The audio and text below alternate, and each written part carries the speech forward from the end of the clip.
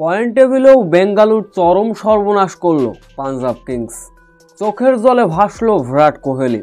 ৯৮ রানের লক্ষ্য, তবু যে এমন লড়াই করে হারা যায় তারই যেন নজির গড়ল। রয়্যাল চ্যালেঞ্জার বেঙ্গালুরুকে কেমন করে হারালো পাঞ্জাব কিংস। ২০টি বিঘ্নিত ম্যাচ ওভার কমিয়ে আনা হলো ১৪ ওভারে। ফিলিল সল্ট থেকে বিরাট কোহলি, রাজি পাতাদাররা যখন সাজঘরে ফিরলেন, বেঙ্গালুর টপ অর্ডাররা এদিন ছিলেন ব্যর্থ। পাঞ্জাব কিংসকে লক্ষ্য ছুড়ে দিয়েছিল ৯৫ রানের।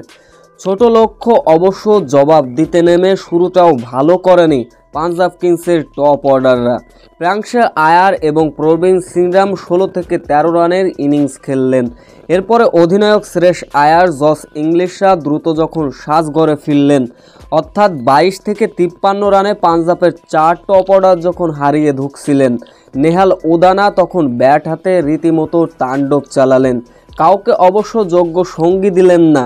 পাঞ্জাব কিংসের টপ অর্ডারদের ছোট ছোট ক্যামিও ইনিংসে ভর করে শেষ পর্যন্ত নেহাল উদানা ১৯ বলে ৩৩ রানের ইনিংসে ভর করে পাঞ্জাব কিংস জয়ের বন্দরে পৌঁছে গিয়েছিল ১২.১ বলে। এদিন এমন ম্যাচ হেরে রীতিমতো চোখের জলে ভাসলেন বিরাট কোহলি। এদিকে পয়েন্ট টেবিলেও চরম সর্বনাশ করল পাঞ্জাব কিংস। চলুন এক নজরে দেখে নেওয়া যাক এবারের আইপিএলের সর্বশেষ পয়েন্ট টেবিল।